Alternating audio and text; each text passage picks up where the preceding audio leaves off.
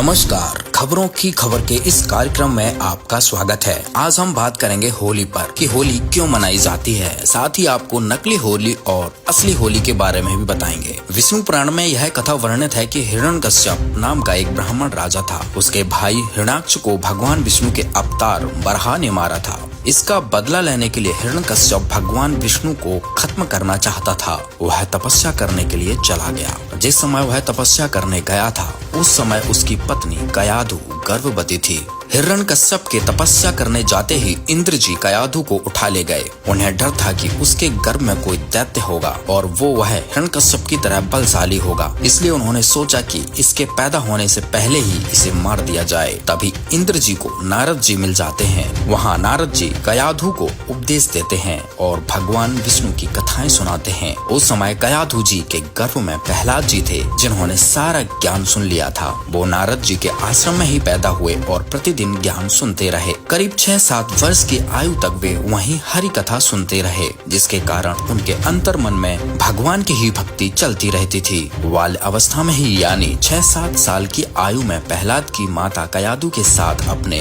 राजमहल में आए। जब हिरण्यकश्यप ने अपनी तपस्या पूरी कर ली थी और वह वापस अपने राजमहल में लौट आया था, हिरण्यकश्यप ने ब्रह्मा जी से ऐसे ऐसे वरदान मांगे कि जिससे वो अमर हो सके, और इसी भूल में वो अपने आप को भगवान समझने लगा और भगवान को दुश्मन समझने लगा। लेकिन प्रहलाद भगवान के परम भक्त थे। हिरण्यकश्यप के भय से सारी प्रजा उनको भगवान कहती थी, लेकिन भक्त प्रहलाद कहते, मेरे पिताजी भगवान नहीं हैं, भगवान तो कोई और है। जब ये बात हिरण्यकश्यप को पता चली तो प्रहलाद से वार्ता की। तब भी प्रहलाद ने यही कहा कि पिताजी आप भगवान नहीं हो, भगवान तो कोई और है। फिर उसने पूछा कि कहाँ है तेरा भगवान। तब प्रहलाद ने बोला कि भगवान तो सर्वव्यापक है, वो हर जगह है। ये बात सुनकर वो इतना क्रोधित हो गया कि उसने अपने प्रहलाद को मारने की ठान ली। एक पिता अपने ही पुत्र का दुश्मन बन गया और तरह तरह से उसे मारने की कोशिश की गई, परंतु भगवान प्रहलाद की रक्षा करते रहे।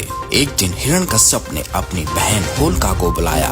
होलिका के पास एक वरदान वाली चादर थी, जिसे ओढ़कर अगर वो अग्नि में बैठ जाए तो उसे अग्नि जला नहीं सकती थी। हिरण्यकश्यप ने प्रहलाद को मारने के लिए होलिका को बुलाया और होलिका अपनी चादर ओढ़कर प्रहलाद को गोद में लेकर अग्नि में बैठ जाती है। परमात्मा ने हवा इस तरह जला दी कि हवा के वेग से वो चादर उड़कर प्रहलाद के ऊपर जाती है और होलिका जलकर मर जाती है।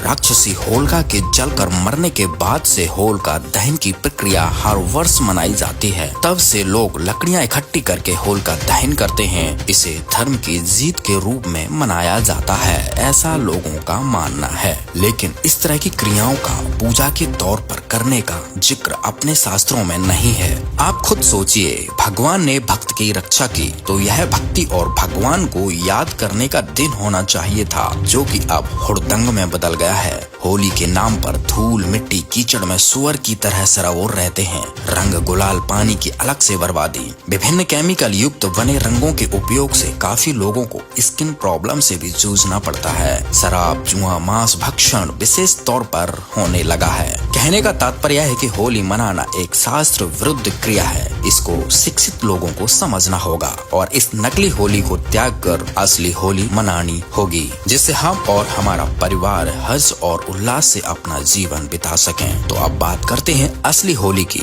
संत रामपाल जी महाराज जी ने संत गरीबदास जी महाराज जी की वाणी को आधार बनाते हुए कहा है कि असली होली तो प्रतिदिन मनाई जाने चाहिए। अब आप सोच रहे होंगे कि प्रतिदिन होली कैसे मनाई जाए, तो अब हम आपको पूरी डिटेल में बताते हैं कि होली कैसे मनाई जाती है। संत गरीबदास जी महाराज जी कहते हैं, जैसे किरका जहर का रंग होरी हो, कहो कौन तिस खावे राम रंग होरी हो। इस वाणी का सरलार्थ जगत गुरु तत्वदर्शी संत रामपाल जी महाराज जी ने किया और बताया कि होली मतलब खुशी मनाना, और होली खेलने है तो राम के रंग की होली खेलो और प्रतिदिन खुशी मनाओ। परमात्मा की भक्ति करने से जो खुशी मिलती है वो इस नकली होली से नहीं मिल सकती, जिसमें लाल पीले मुंह करके एक दूसरे पर रंग डालते हैं। ये होली तो वर्ष में एक बार मनाई जाती है, पर राम के रंग की होली प्रतिदिन मनाई जाती है। उनका कहना है कि तुम एक दिन की खुशी मनाते हो और सारा दिन जहर खाते हो। दूसरों का बुरा सोचना, बुरी नीयत रखना, रिश्वत लेना, मिलावट करना,